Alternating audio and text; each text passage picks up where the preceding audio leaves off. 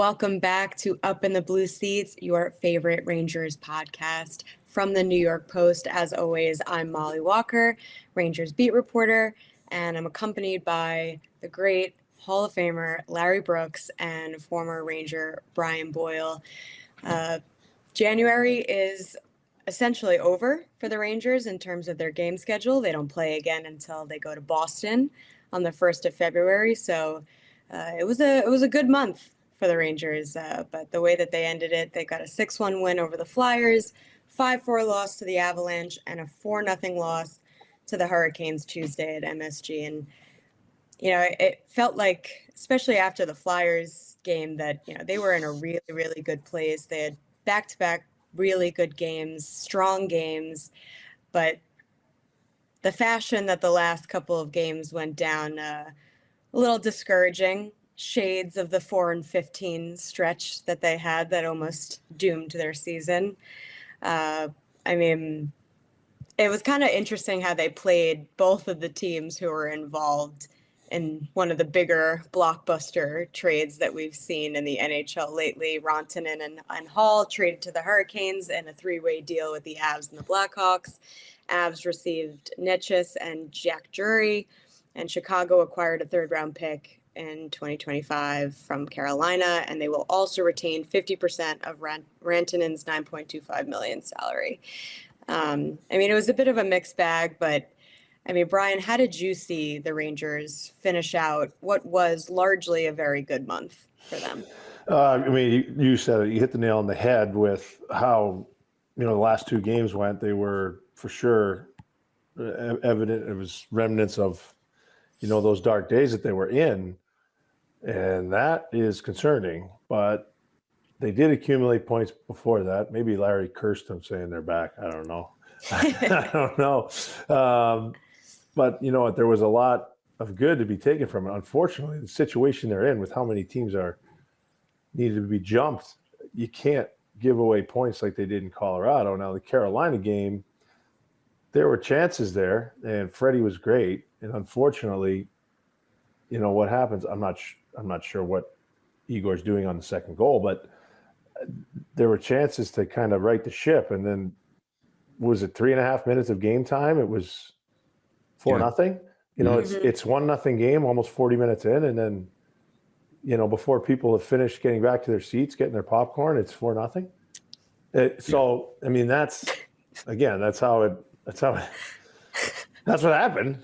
I mean, it's true. I'm just trying not to laugh, but it was the way you said it was funny. You can picture it, can't you? Like, what just happened? I can. I mean, I was there. I mean, the lower bowl by less than halfway through the 3rd period was half empty. So I think a lot of people were really people left. People were pissed. People left. It was unfortunate, and it was unfortunate how it all went down against Colorado because they showed a lot of fight coming back. Mm-hmm. But it's really unfortunate this time of year to see that in the 3rd, especially just shake off that bad bounce. You could have scored the other way. It could have been 1-1. Could have just as easily been 1-1. Yeah. Then you go in the room down 2. All right, what are you made of? And it was just, you know, it was a little disappointing. Although I was watching with my 9-year-old. And again, the 4th line comes out after, you know, the other 3 lines go out and play in their own end for a while. The 4th line goes out and plays straight ahead. It has a shift in the offensive zone. And I asked him, what do you notice about this line compared to the others? He said, they're in Carolina's end. I said, exactly. Exactly. So some really good things this month because they could have just packed it up. And we'll see where it goes. If they can snap out of it and not kind of turn this into another Avalanche that they saw earlier this season, then we'll see what they've learned and if they can bank more points. Yeah, it's fascinating that one goal against has changed the entire narrative. And it was the goal, with 15 seconds to go against Colorado. I mean, this was a high tempo game. And I know people talk about how formidable Rantanen is, and he has been. He's an elite player. But watching Nettis play with McKinnon was amazing. I mean, I think that when people are evaluating the trade, you're kind of looking at their past records, and Rantanen has been a step above Nettis. But I'm looking at the Nettis-McKinnon combination as maybe the most dynamic in the league. They are fast, and the Rangers were put back on their heels a little bit, but they played with them. They played with them for 59 minutes and 45 seconds. Then there's the mishap, team-wide breakdown. Actually, Brian, I'll ask you about that too. But so they give up the goal. They come away with no points, and it just kind of changed the entire attitude. The vibes were different starting last night's game, starting the game against Carolina. And I was thinking, well, if they get out of Sunday with a point or win in overtime, they probably start the game differently against Carolina than they did, right? A turnover, a shoddy defensive zone coverage, and they're right back on their heels, and really nothing is happening. So it can one goal change the season. But what I wanted to ask you is in that situation where you have a guy coming out of the penalty box, what's the responsibility of everyone on the team to make sure that everyone's aware that a guy is coming out of the box? Like, is it just noise? Is it the goalie banging the stick? I mean, Everybody. You were with a number of clubs.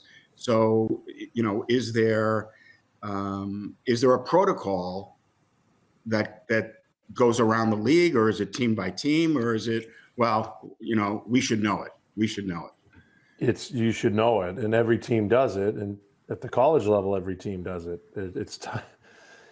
You're taught at a young age time and score, right? How much time is left, and what's the score, and that dictates sort of maybe your risk or your risk-averse game plan, right? So it's not a team you're chasing, especially in this case, right? It's not a team you're chasing in the standings. They're in the Western Conference. Get the point. See what happens, right? And maybe because they had tied it up and they were feeling themselves a little bit, they're like, we're just going to make him come down and defend. Like, this guy's coming out of the box. They're going to have a kind of disjointed lineup here. There's going to be 3D on the ice instead of 2. Well, the guy coming out of the box, on a lot of nights, he's the best player in the world. Yes. McDavid is the best player in the world, like as a whole, but some nights nobody's better than Cale Makar. Yep. So when that guy's coming out of the box, everybody knows, and everybody does know, and the game just it's just this weird. It's back to that weird feeling, like when something's going to go wrong, you can almost feel it. And unfortunately, that's a couple of really good hockey players making a really good hockey play. Guys might have been a little tired. So obviously, the power play is out there for a long time and you can't get back, but you have to. It's 15 more seconds. It's hard, but that's why you train the way you do. And you get back and clog up the middle. So, to answer your question, everybody knows. And maybe there was just like, hey, we're a confidence thing. And if that's what they say, then they need a little of that swagger. They can't be the poor me all the time, but you also need to know time and score. Yeah. Larry, you spoke to both of those players that were involved with the play, Will Borgen and Artemi Panarin. Obviously, we had looked, Artemi was out there for 2:42 was the shift. So he was gassed, obviously. But Borgen, obviously, with the ill-advised pass up top instead of just getting it deep. Could you just tell us what both of their responses were to? Well, Artemi after the game said that he was aware that that Makar was coming out, but the pass he never was able to get his stick on the puck. It was behind him, and he said, "I was tired," and he said that Igor had banged the stick, and everyone knew. When I talked to Borgen the next day, he just took full ownership of it. So it was just a bad play. I should have known. I should have been aware. I should have made a better play. It's on me. It's unfortunate. I just have to move on. So there were no excuses from Will Borgen. He made a bad play at a bad time, which is unfortunate. The other thing too is that there was a timeout that Laviolette took to keep the first power play on. There were 57 seconds remaining in the power play at the time. And I get it. I mean, we have gone through this so many times. I mean, but the first power play is stale. And listen, I know they had gone through a really good stretch, like the 5 or 6 games before that. They had been hot. And you want to rely on Panarin, Fox, Zibanejad, Kreider, Trocheck. Those are your guys, right? But it's not really working. Their power play is ranked 21st in the NHL. This is a 50-game sample now. 50 games. It's not like power plays are streaky, which they are, but 50 games, you have a pretty good idea of where you are. And their power play needs to be fixed. I talked to Chris Kreider after last night's game against Carolina, where he had the golden opportunity. Looked like it was an empty. I mean, the last 5 years, the puck's in the net. It's 1-1. They're on their way. He double clutches the puck. Dribbles off a stick. I mean, he hasn't scored a power play goal in ages. Zibanejad has scored 1 power play goal in like 6 weeks. So I think both of their confidences are way down. Chris said, maybe I'm pressing a little bit around the net, and he certainly is. But you also have to be able to have an alternative to this power play, which has been stale for a long time. They've been together for 5 years. It's like, yes, Trocheck replaced Ryan Strome. Fox replaced Tony DeAngelo after the first year, but this has been their model for 5 years. Puck stays on the outside way too much. It's way too deliberate. They don't get it to the net enough. It's not a weapon, and the power play has always bailed them out, 5-on-5, always bailed them out, but it's not bailing them out. And so again, they had such a good month, but we're back to talking about all of their deficiencies, because that's the reality, as you said, Brian. It's the reality of where they are. They can't afford to bleed points. You have to get one if you're going to lose a game. You have to. And this weekend coming up against the Bruins, who they're kind of chasing, and Vegas, who they somehow beat, out there, a couple of weeks ago. This is a massive weekend for them. Massive weekend. And it's a massive weekend for the team. It's a massive weekend for Chris Drury and management, because, the immediate results are going to have a major impact on how the team approaches the trade deadline. So there is so much here, as we go into 4 nations, but the Rangers cannot afford to go on a pointless streak. They won't be able to get out of it. There are just too many teams they have to pass. If they lose a game and there are 5 of their competitors playing, even if 3 of them lose, well, 1 or 2 of them might pick up a loser point, but 2 of them are going to win. Mm-hmm. So, they can't afford to be on a treadmill. They can't. The other concerning trend that I want to bring up before we get into a couple more topics, but I mean, they give up the goal with 14.7 seconds left in regulation against the Avs. They give up a goal 56 seconds into the first period against Carolina, and give up another one with 31 seconds left in the second period. We looked back on it. 5 times they've given up a goal within the first minute of a game this season. It was the first one since November 19th, though. So can't really say it's been a trend in the second half of the 50 games or so, but I think it's 9 times in the entire season within the first 2 minutes. So I kind of wanted to ask Brian about what that could be attributed to. I mean, I asked Artemi about it after the Carolina game, and he just said that they need to be more focused from beginning to end. But I mean, what does that trend tell you? They need to simplify. It's all. I mean, that's a lot of their problems.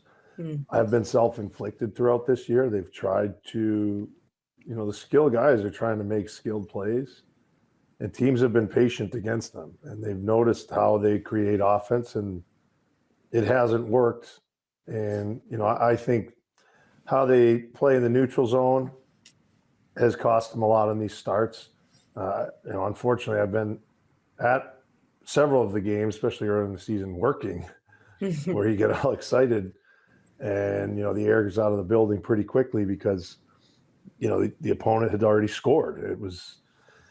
You win a draw, you try to get it deep and create zone time to start a game. I don't know how many times on even this podcast I've said it, but it's just move the puck up. Create after the other team has had to defend for a little while, win a battle and have it in the offensive zone, and then you can have your skill come out. They're trying to make high-end plays, and they're very high-end players. There's a lot of skill in the lineup. It's just not working this year, so you have to adjust. You have to be smart enough to find new ways, not different ways to try the same play. Try a different sort of approach, especially early on.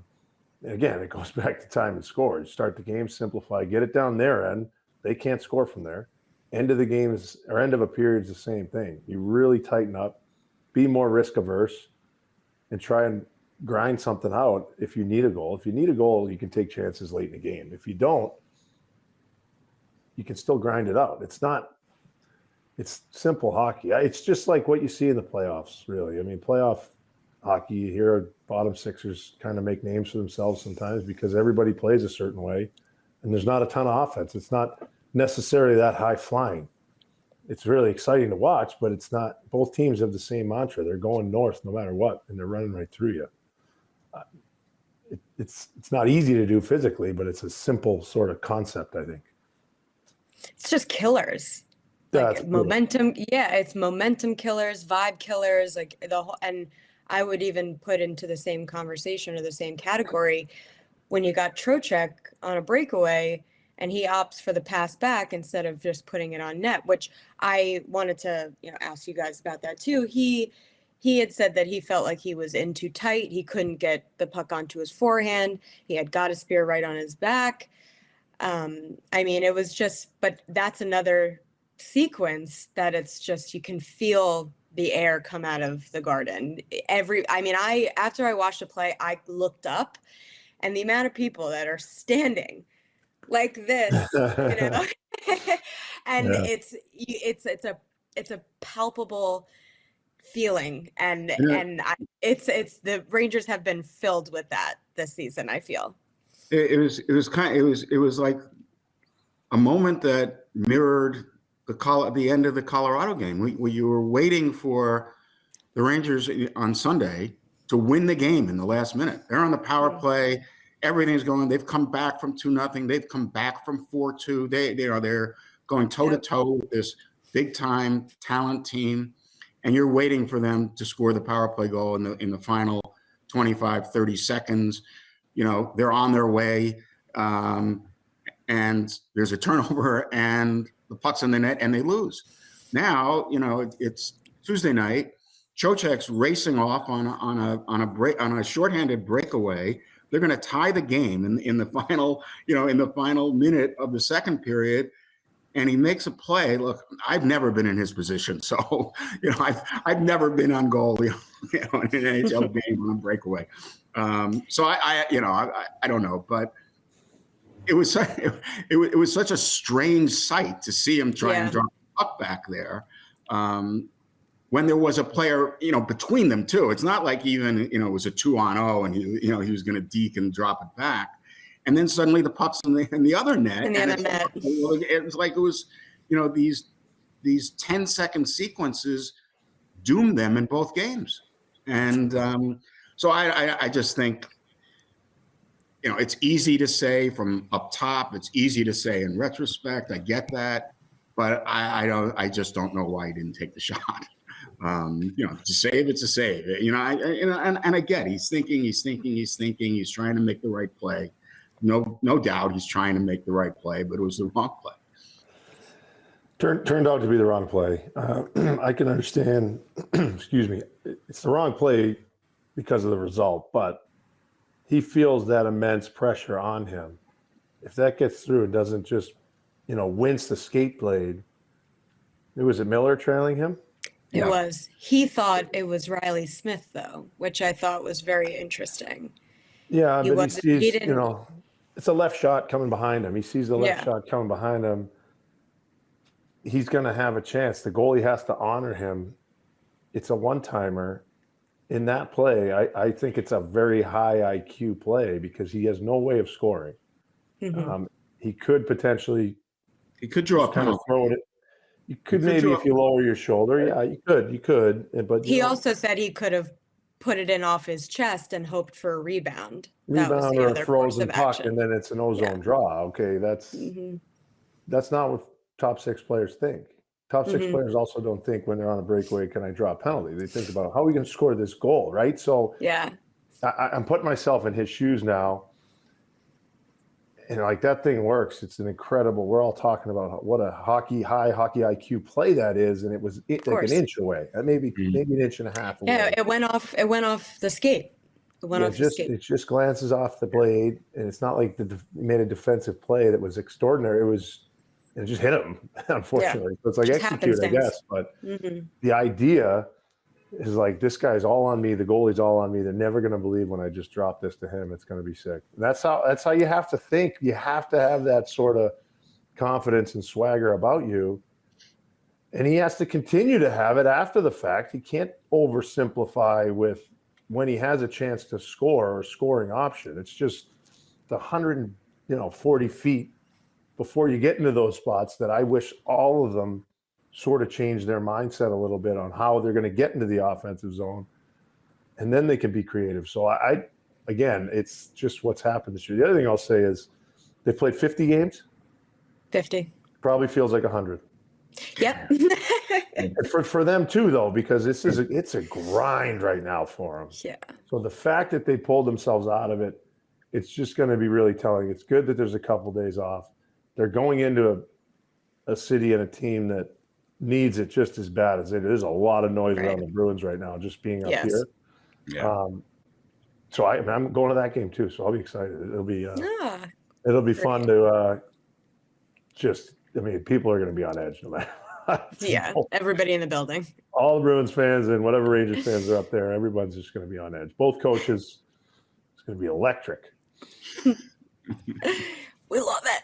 Yeah. All right. Anyway, so the news of the week, we've got a signing. Will Borgen signed a 5-year, $20.5 million deal, $4.1 million cap hit.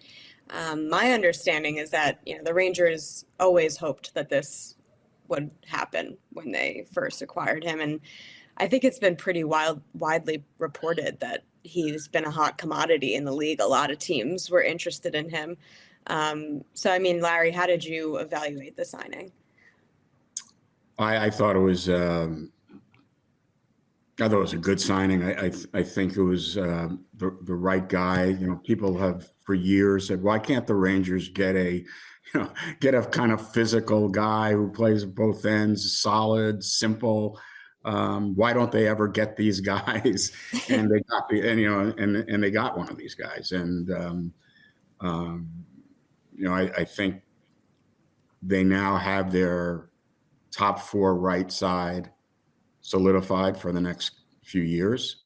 I would expect Braden Schneider to move to the left next year. So yep. I would think he would be a top four lefty next year, and they'll have to deal with their bottom pair. But no, I like the signing. It's everything that solid organizations do. They get a guy, they take a quick look, he fits in perfectly, and so I don't see a drawback to it. It's not a you're talking about a top four righty. 4.1 million is seems to be a sweet spot number. I don't think he's overpriced. 5 years, I'm not worrying about 5 years from now. I'm looking at the next 2 or 3. Honestly, that's my philosophy. It may not be anybody else's, but I'm always trying to look to take care of the next 2 or 3 years, not looking 5 years, 6 years down the road. Too many things can happen. So I think it's a terrific sign. Yeah, on a need-based thing, yeah. People are always going to compare it to the trade and how, Kakko's doing out in Seattle, and he seems to be doing well. But again, you moved on from somebody where it wasn't working, you brought in a need, and you filled a need. It's a trade. That's what trading is. And, you're saying all those things, Larry, but how come we can never get – I was just thinking about Dan Girardi in my head a lot. He was solid, and, prime Dan Girardi was – better offensively than people gave him credit for. Mm-hmm. And being on the ice with a guy like that was just so comforting. Never mind the guy behind him in net, but it elevated your own game too, to a certain extent. If guys are going to be so stingy and do their job every single night, it's not necessarily flashy, but you're all kind of in it together. It helps that end of the ice for more than just the decor. It's the forwards too, if they pay attention enough. So the more he's played, the more he's there and playing consistently and playing well, the more guys will buy into what he's doing too, and seeing how much that works. It'll help the young D coming up, whoever they are. And then if he signs a $20 million deal, try not to force a play late in the game. But it doesn't matter because he's got his new contract. No, he's been good. He's been good, and I wasn't sure about him the first couple of games, and he's been good. So that's a huge piece. Yeah, who I was going to say, who else was better offensively than he was given credit for? It's certainly before his first concussion and then the eye issue was Mark Stahl. Yeah, I saw him. I saw him after the game last night. He was there obviously to see his brother, but. Chatted for a second, but Mark Stahl was a big time two-way player, and he was going to be a big time two-way player. He still had that clutch factor with one eye. He still made some. It was crazy what that guy might have been the highest pain tolerance of anyone I ever played with. Mm. Mark Stahl. Really? And he I feel like that's really saying something. Really? Yeah, Strawman was up there. You play with Prust and you play with. Yeah, they're all really, really. Yeah, I mean, they all were. We all kind of. You couldn't not be. No, it's true.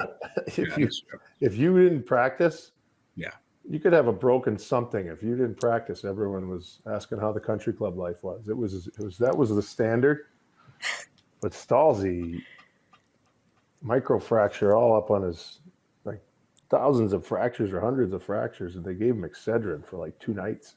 Because there's nothing showed up, and it wasn't their fault, but nothing showed up on the scans, and he's like, "Oh my God, my eye's going to explode." And unfortunately, he's just so tough. So that was you were talking about the standard.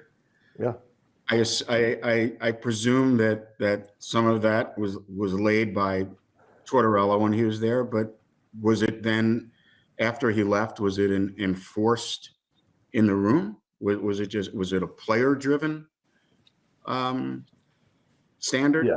Well, think of who are the guys with letters on their jerseys. Girardi and Stahl and Callahan, and then Callahan got traded. You had Richie, obviously, who had played for Torts.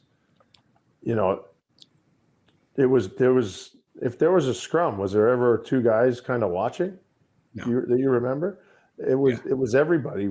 Everybody wanted to just hold up their end of the bargain, because part of it was we were close. We could taste it. We could smell it. We knew we have to play this way because this is how we're built. We can't change now. And we're that close. We are that close to winning this thing. We're getting through. We've made it already to a conference final. Last year wasn't great. We have a new coach now. We're so close.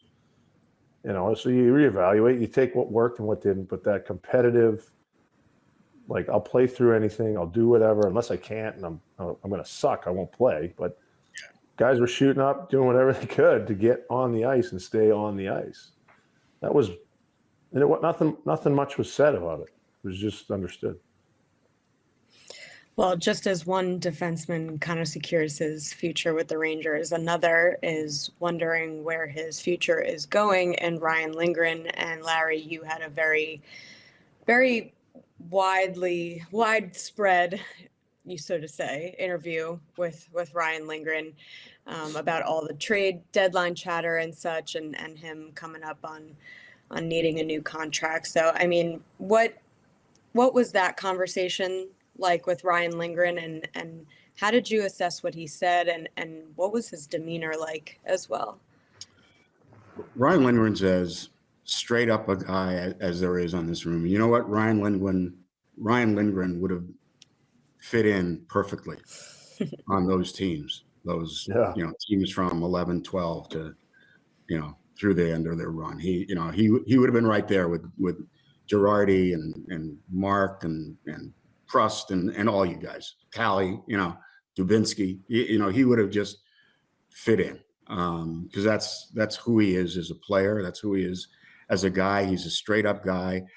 It was almost poignant. I think that he made it clear that he didn't really appreciate all the criticism that had come his way. Like he accepted it. He didn't whine about it. He said, "I don't think I was as bad as people said." He said, I saw that. I saw it, and I don't agree with it. I think he recognizes that this is his last go round with the Rangers. I really don't think there's a path to an extension. He wants to stay here. There's no doubt about that. The interesting thing to me is if the Rangers are on the cusp, would they then trade him as a rental for a second or third rounder if they're in the playoff mix? That's going to be a tricky one, I think, for Drury. But I think Lindgren was realistic and was not defensive at all, but was defending himself. He wasn't defensive in any manner, but he was defending himself. I don't agree. I don't agree that I was bad. Maybe I wasn't at my best. I don't think I was bad. And it's interesting because his numbers since, the end of November are actually pretty good. And, sometimes numbers don't jive with the eye test. They don't always, every game. But he and Adam Fox have actually been a pretty effective pair, despite the perception. I do think this is going to be his last year with the Rangers. But I think he's going to go out. He's going to go out with pride. And he's going to go out as a very, very good Ranger. Yeah, but I would love to be teammates with that guy. I just worry, if you like Larry, to your point, best case scenario with that top pair D. Is it enough? Is it big enough? No, they're both playing their best. No, it's not. You'd rather have them be the second pair. They need more size. Yeah. It's just, I love the players. They're effective players. They can play, but they can't. The other thing too is you're going to have to, Adam Fox has played with him for 6 years. Yep. So you have to find someone who is going to fit in with Adam too. Now, that's just at the NHL level. Well, I guess not. Right. They started playing together at U17. It was amazing. You called them a birthright pair, and I love that because it's so true. Because it really is true, and I think that it's such an underrated aspect to have that much chemistry with someone, to have that much, you recognize their tendencies and all that stuff that goes along with it, and I think it's served them pretty well for a majority of their time playing it together with the Rangers. But I think, yes, you can. I think it's a fair question, Brian. And my answer is they, as a team, not only on the back end, not only on the first pair, they need to, if they're going to win a Stanley Cup, which is the goal, it's not to make the playoffs, not to get to the second round. We last summer, the entire training camp, we've been talking. I've been talking about. Well, they have to find the 6 more wins. they have to find the 6 more wins. If they didn't get they didn't get in 2022 and they didn't get in 2024. There's 6 wins that they have to find. And that's still the objective. They may have taken a few steps back, but they still have to find those 6 wins. And the mentality has to change. They have to become a much bigger team. They have to become a much more physical team. So yeah, do they need, would Ryan Lindgren, at 6'4", be the perfect guy? Yes. Yeah. But if you turn him into Brooks Orpik, like that's what I'm thinking. If you put a Brooks Orpik there, no kidding. I'm with you, Larry. Like, and you got to be careful because it has been a really effective pair. I give him all the credit in the world. I don't think there's an ounce of this guy he hasn't given yet, and he'll try to replenish. But and you need that sort of mentality, because if you lose that, you lose what he brings and how he puts himself out there and how that can have rub off on his teammates. And he can also be like Boston, who got all the biggest D in the world, and it doesn't work like that because they saw what Florida did and what Vegas did the year before. There's a way to do it, and what works, it works. How does he play? Well, he plays bigger than he is, for sure. But there's a wear and tear through 2 months of playoff hockey. He's one of these guys. Like he's the perfect example. He's like one of these power wingers through the 90s, and who were like 5'9" or 10 and try, like Adam Graves. He's not a big guy, but he played like he was 6'5". Yeah. And so and they were essentially done by the age of 30 or 31. They couldn't. And the other day, Ryan Lindgren, it was the end of last week. Lindgren walked into the locker room clean shaven, like just total clean shaven, and he looked like he was 18 years old. And and then even now, he has a little growth, but I was looking at him. He is such a young man.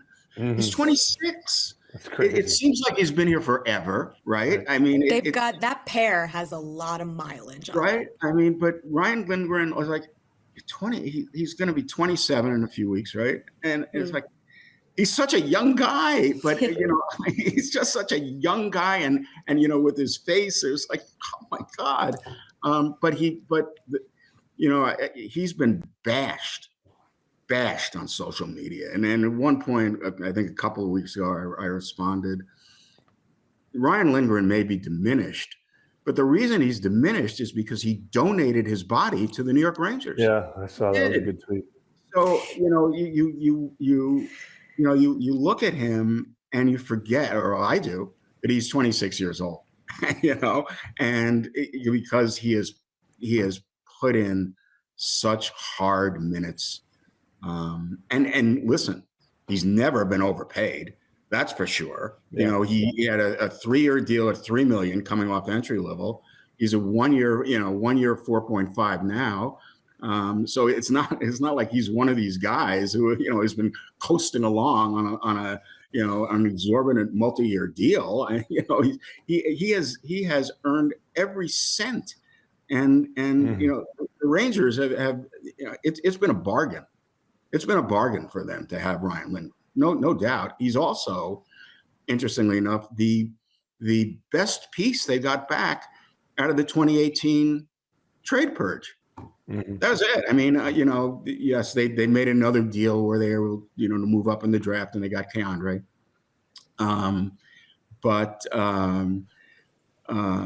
You look at that, and it's the Rick Nash deal that actually is the fruition of the letter.